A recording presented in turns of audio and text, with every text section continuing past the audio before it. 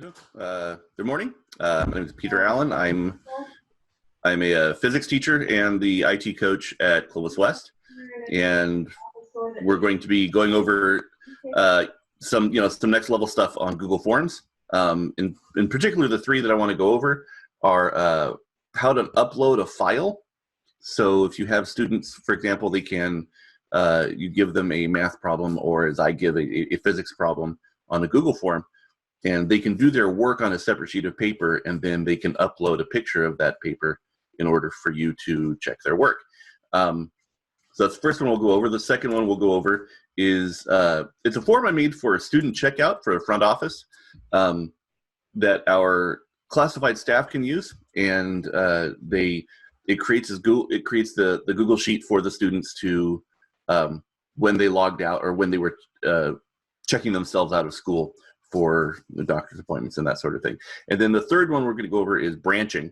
So where you can answer a multiple choice question and it will take you to a different section in your form, and we'll demo that when we get to that. So the first one, this is my test. Let me see if I can. This is a test that I gave in Google Forms. You are under no obligation to have to try and answer any of these. However, let's edit the form. There we go. In fact, the nuts and bolts of this are way down at the end for my question. Okay, so here's my question, and I give them, oh, scroll me all the way back to the top.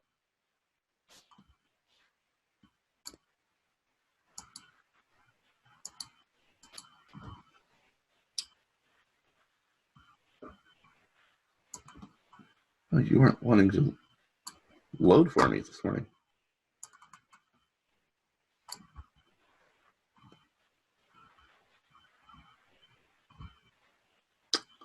Okay, I think this is the right one. So here's my question, and 60 Newton right word force, and so on and so forth. Again, you are not under no obligation to actually have to try this. Feel free if you want to. But this is the key, and you don't actually have to write this, but this is the indication for my students that they're going to have to use their device to upload a picture of their work. Okay, so they go through, they do all their work on their paper, and then they come down,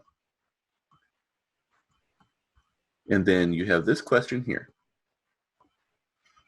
And you are left, so upload your work for the above problem, and you create a file upload question. So we're going to do another one like this. We're going to create a new question. And this will just be upload your file. Okay, and then here's your file upload option. Okay, and it's a bit of a security question to make sure that they have uploaded, that they have logged into their Google. And this is not just a public forum, but most of us aren't going to be doing this as a public forum unless, in fact, you can't upload a file unless they are logged into their student account or other teachers are logged into their teacher accounts. And if that's the case, then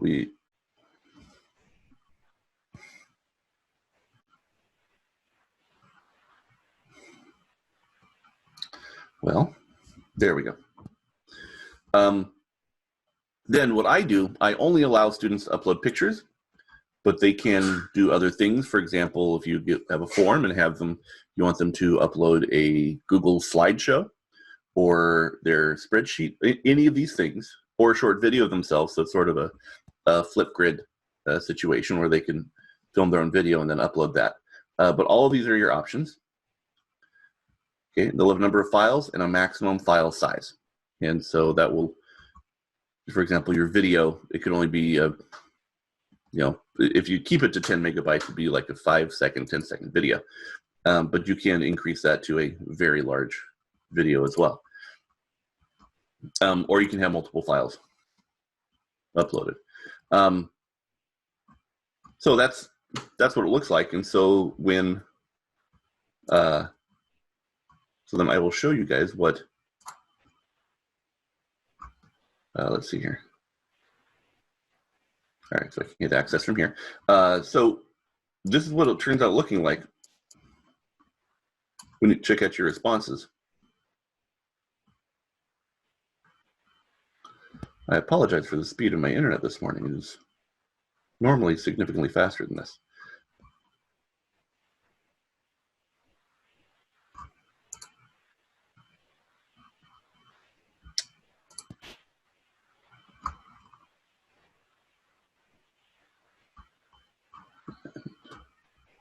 Here we go. Look at this problem. And then you'll have all of these image files.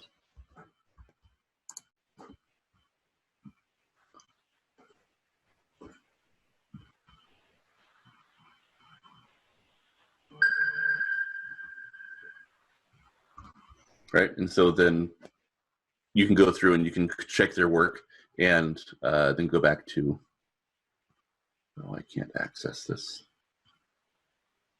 I need to hide my controls because I can't get it back. Yeah, then you go to the next one and the next, and they're all here. Or you can create a spreadsheet with all of their responses.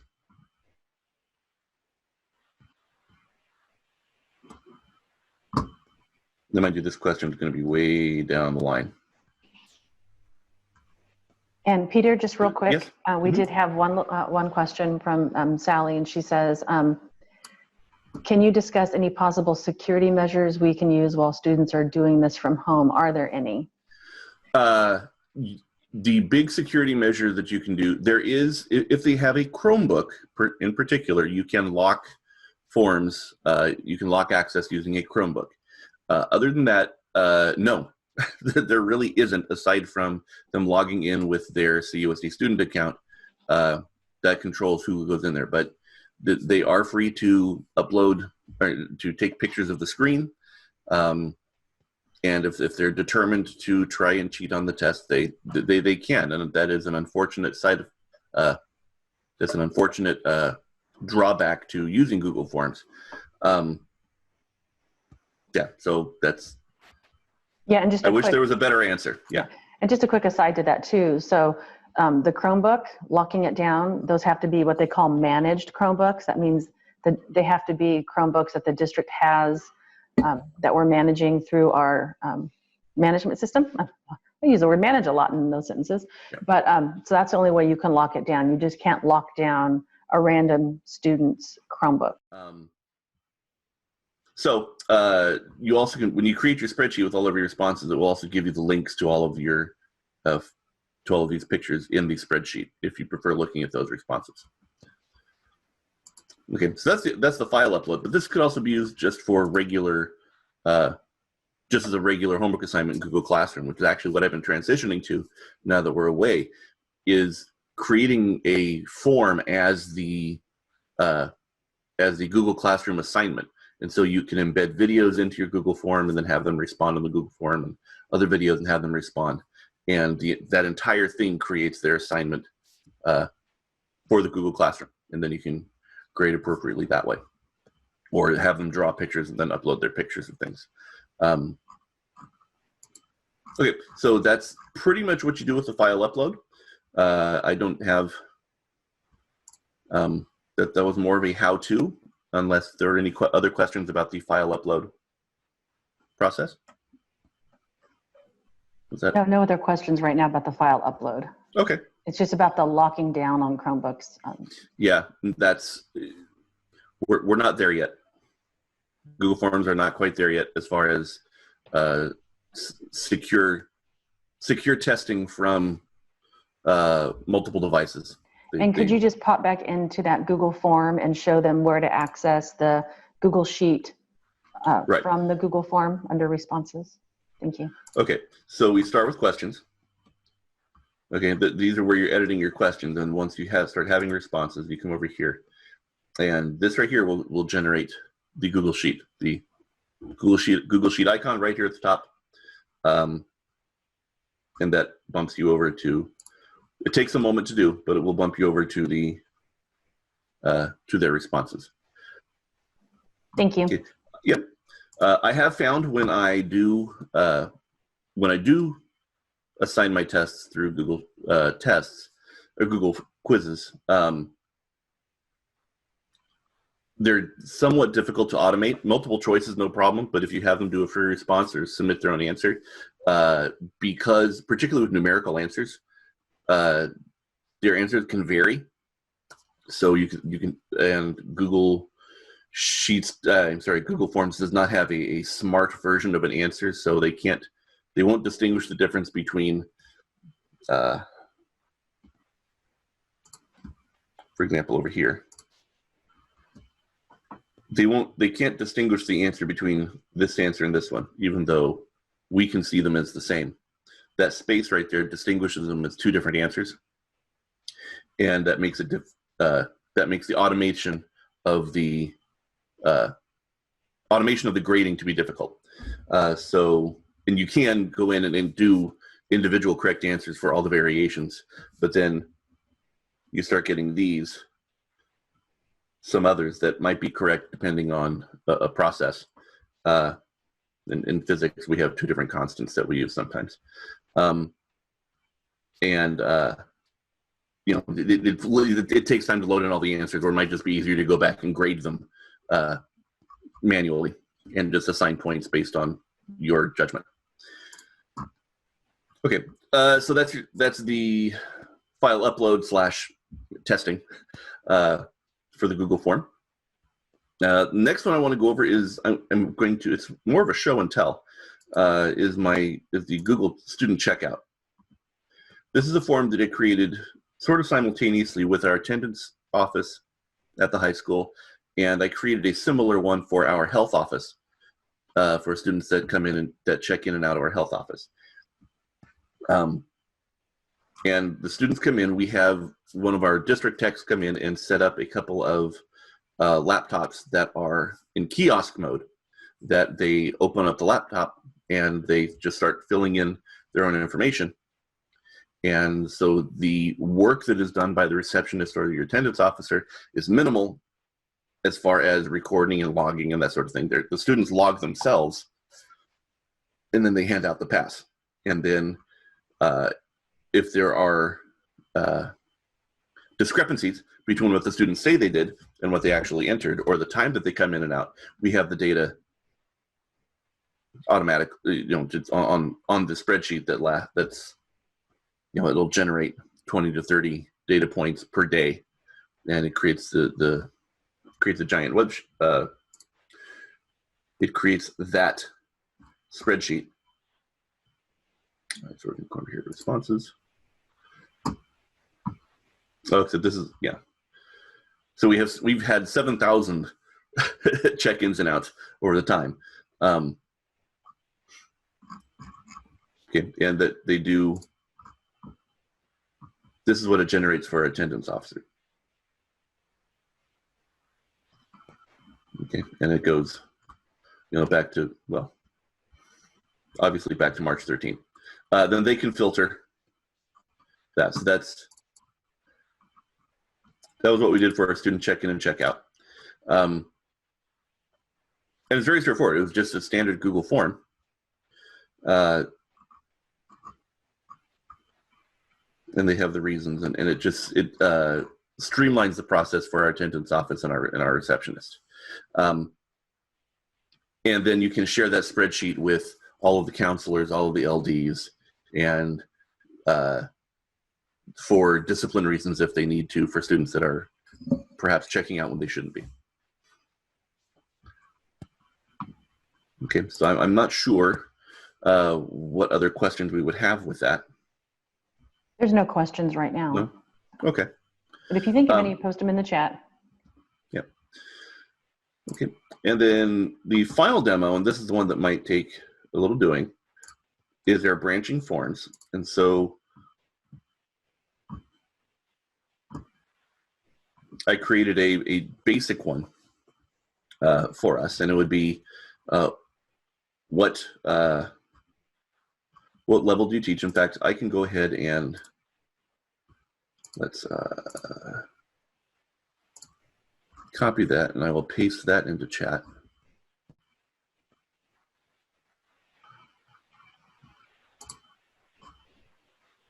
Okay. Yep. And go ahead and if you'd like, you can click on that, Oh, and that will. Peter, you know what? Could Yes. you make that a tiny URL? We can't click on links in group chats anymore. Zoom turned that off as an option. Oh no. Yeah, if you could do that real quick, make it a bit.ly or a tiny URL, that would be awesome. Oh goodness. That will take a bit of a process because I don't have that hot.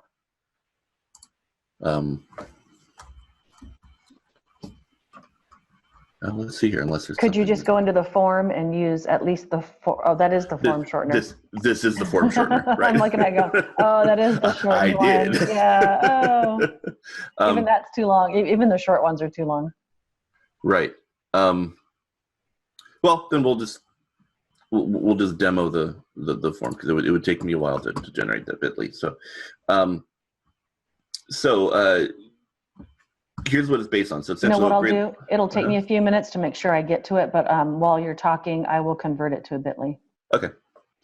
So what grade level do you teach? You can enter yours. So we'll do an intermediate, and then this will take you. When we click next, this will take you to a different section of the form. And I just stopped at one question to the different section, which would then be just for intermediate teacher. Only if you click intermediate do you get access to this section. And so oops, I clicked the wrong one. We can go back and we can do actually teach primary grade. Okay, and this will take you to a primary section. And so how do we do this?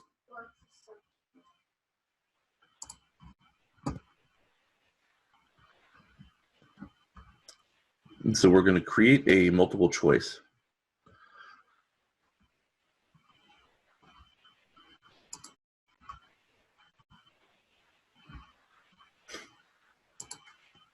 All right. So we enter our question. We create our multiple choice, and then from our multiple choices, we have the option to go to different sections based on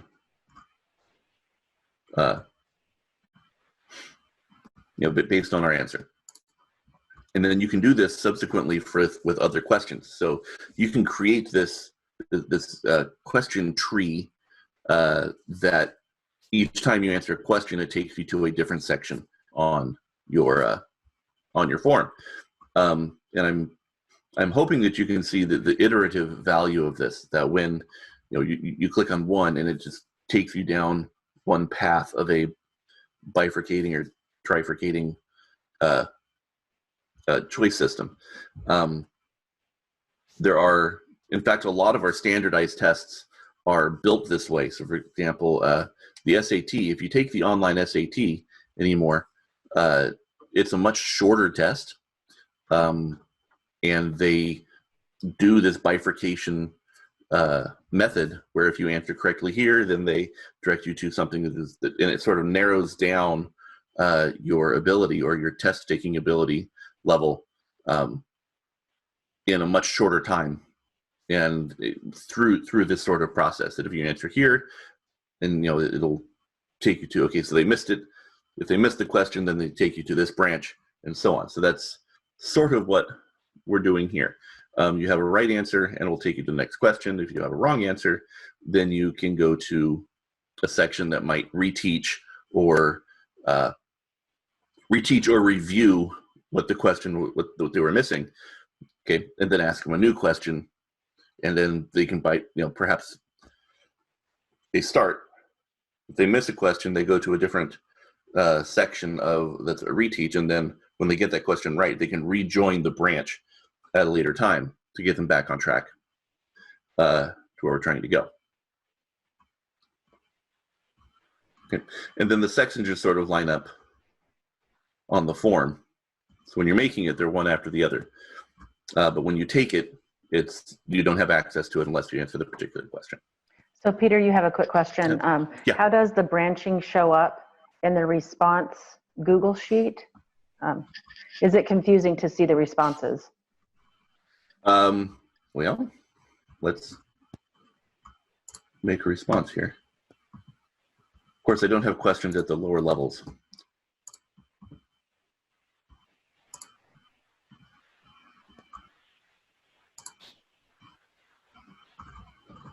Okay, and we'll submit just for right now.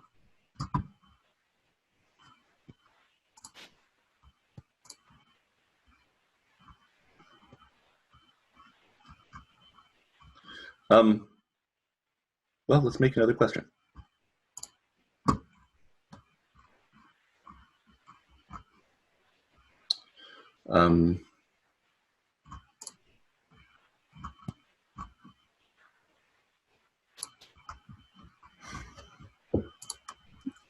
So I probably should have made a whole other branch, but okay,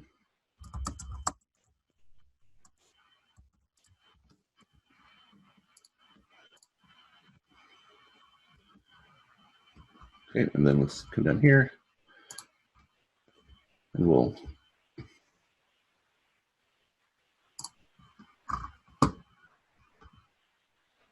oh, I don't want to do all of that. Nope, I don't want to do that. Okay, then we'll add another question and do the same.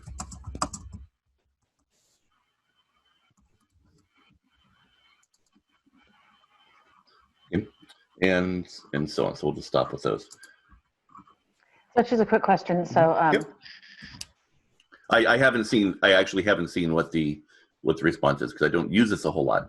Okay, so I guess I can chime in. So what happens when you create branching on your sheet, it groups the questions together based on how it was branched. So you're going to see that they're going to answer in order, you know, on your columns. You'll see responses populating in columns. Once you start to get to branching, they're going to see groups of maybe some blank columns if it branched and the person didn't have to answer those questions. You have to scroll over a little bit in your columns. Branching does, don't branch too much or too far out because you'll have way more columns than you ever want. Branching is more for specific questions, not a ton. Yeah. So I usually try to make sure I don't branch until I get toward the end. If at all possible, put off the branching as much as you can toward the end of your form. But then also there's some tips and tricks on how you can pull those questions in and fill in blank spaces. If you end up with nothing in certain columns, you can collapse columns and things like that. So there's some tips and tricks in Google Sheets that you can pull your data together. You can filter and things like that. So it makes it easy to navigate through a sheet that has maybe 50 or 60 columns. Yep. I would think that the utility for branching is more in the response page rather than the actual spreadsheet.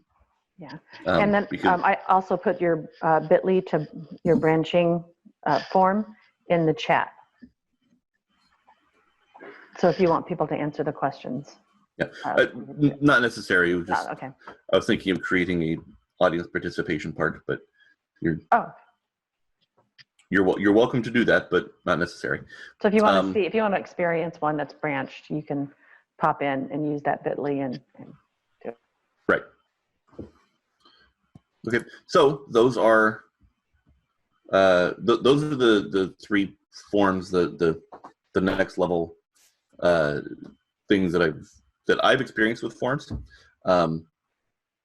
We are working on other. I'm experimenting with other things, but they're not quite ready for prime time. We're trying to do at school. We're trying to do a facilities request that automates a return response, but we don't quite have, and not just a thank you response has been recorded, but generates and auto-populates an email that goes back to the people that requested, confirming that they've reserved the lecture hall for such and such a date. We're still trying to figure out ways to get that to work, but that's in the works, and we don't have that yet.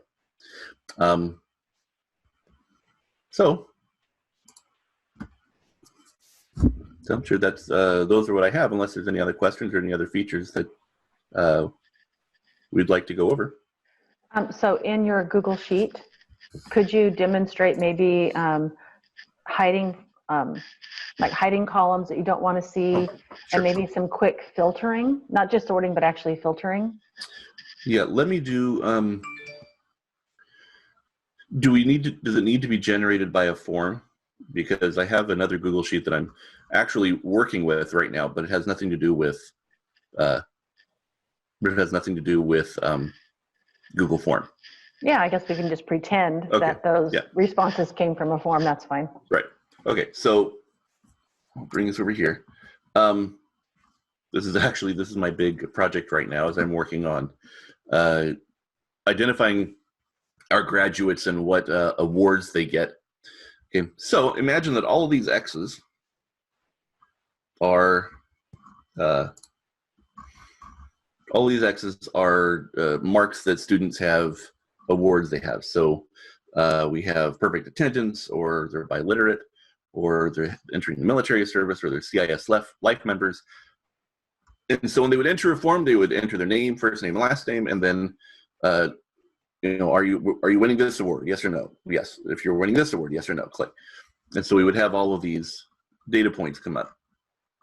So when I'm making these things, I need to see, okay, I just want to see my CSF life numbers. And so I will come over here to, we turn filters on. Okay, and right, so I actually have all of these filled. All right, so here's all of them, okay. And I want to see which students are members of the National Honor Society. Okay, so with our data, we can turn on filters. Right here, there would be, right, so we turn off filters. We can create a filter. Oh, no, that's not what I wanted. We're going to select all of our data here.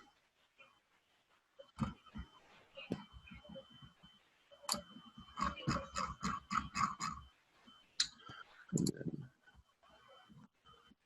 we do create a filter. And then I want to choose the column that I want to filter. And we will eliminate the ones that don't have an X there. And now all of my students that have selected, that have said that, hey, I'm a member of the National Honor Society, they have, they get selected in that filter. And so you can go through and you can, let's alter that. Say they have, you have different answers to a question. You can click, they'll all be listed here. All of your possible answers will be listed here. And then you can click the ones that are correct, for example, and then give credit for those answers, and all the ones that are incorrect based on which filter is easier for you. Then you can choose a different one. Okay, so I'm going to release that filter. And who are valedictorians this year? We do the same thing. We only want the ones who are valedictorians, and then we list all of our valedictorians. And so it creates this list of names over here that will help identify who answered that question.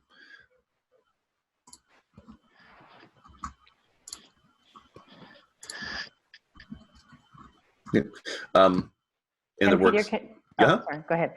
And can you show them how to hide columns? So let's say their spreadsheet is 50 columns wide, and they want some information from the end to kind of show up close to something that was at the beginning. Sure. How would you collapse all of those columns in between? Yeah.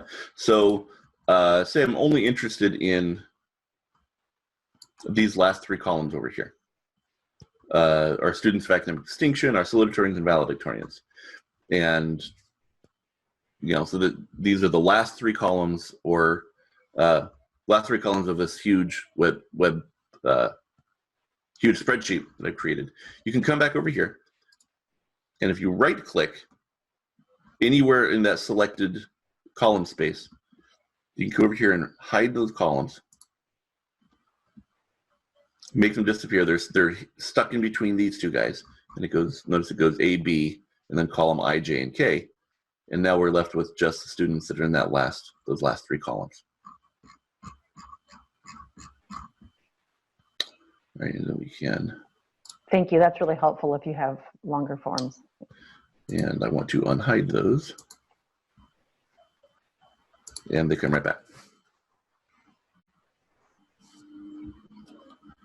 Yeah. So if these were created by Google Forms, then you would have your questions to your forms up here on top, and you could hide those questions, which if we just answered who are the people that enjoyed teaching intermediate, and so you can filter down just the intermediate and then hide all of the columns that are blank and get to just your teachers that met those two questions.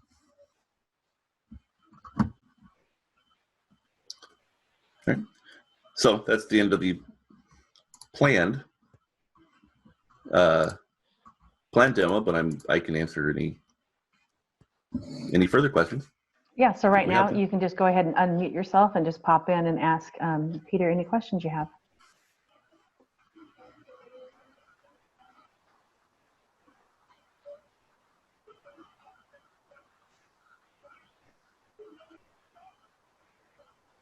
Okay, so I take it either everyone's mind is numb or we understood everything. So. Well, yeah, you're talking to the more advanced users, so they're right. like, yeah, I've seen forms. Okay, now that I know where that specific right. ability, I guess you could say, lies in forms, it's just now a way of figuring out how do you take that and integrate that into a form to make it easier on your end user. Yeah. Yeah, so no. It's just great to see the examples. Right. Erin, did you have something?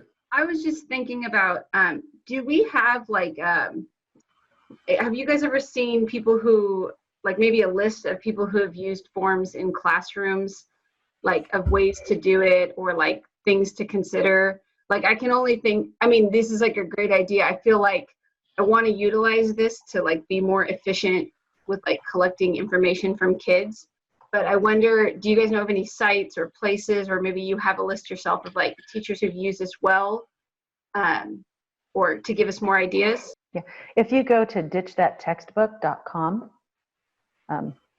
they have, I think he actually has a blog of 40 innovative ideas or something on how to use Google Forms. So let me look that up real quick. Awesome, thank you. I'll check. Yeah, actually, yeah, here we go. It's ditchthattextbook.com/40-innovative-ideas. Yeah, it's a long one, but I'm looking up on a secondary computer, so I can make that into a bit.ly real quick, and I'll post it in the chat here.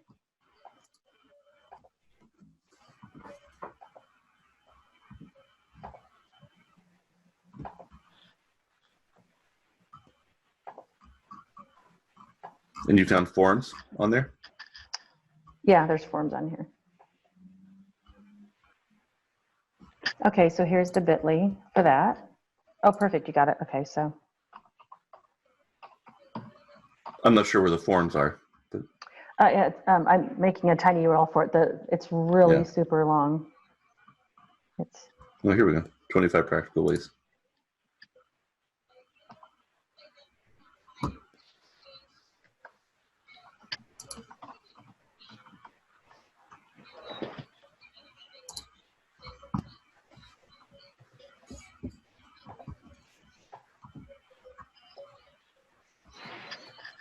Make sure this is spelled out correctly here.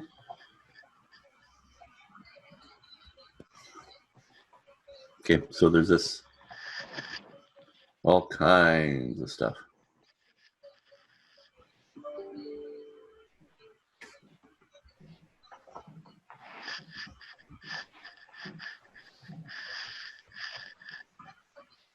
Yeah, so yeah, it's really long, but got here through just that textbook and then click Google and scrolled halfway down. Okay, and then here is the bit.ly to get to that site, if you didn't want to search for it and find it. That is 3 capital O, lowercase r. Oh, shoot, that last one should be a capital C. Let me type that again.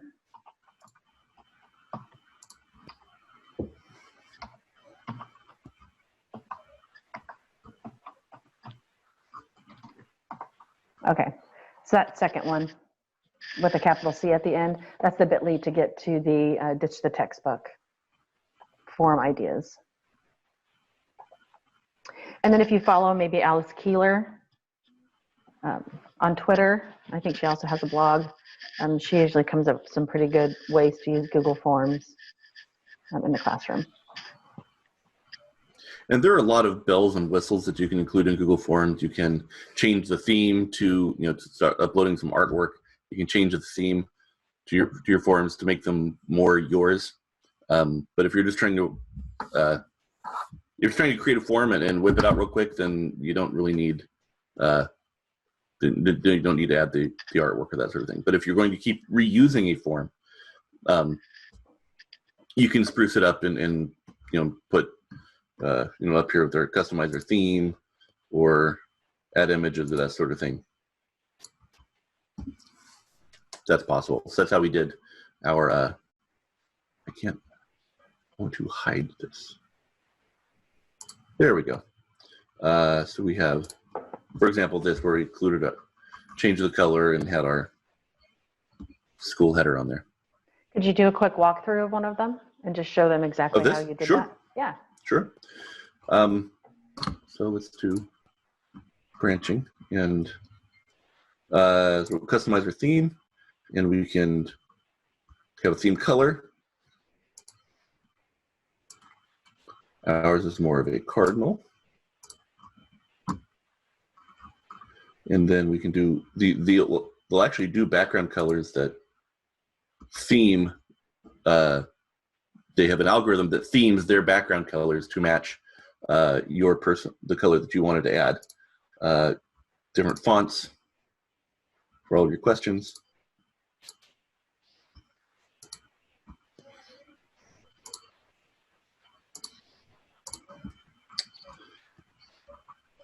Okay, and then you come over here to choose an image, and they have images that you can add. Okay, or you can upload your own.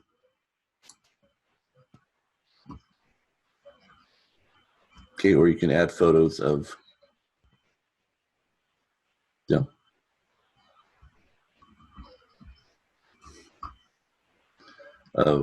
your own personal stuff.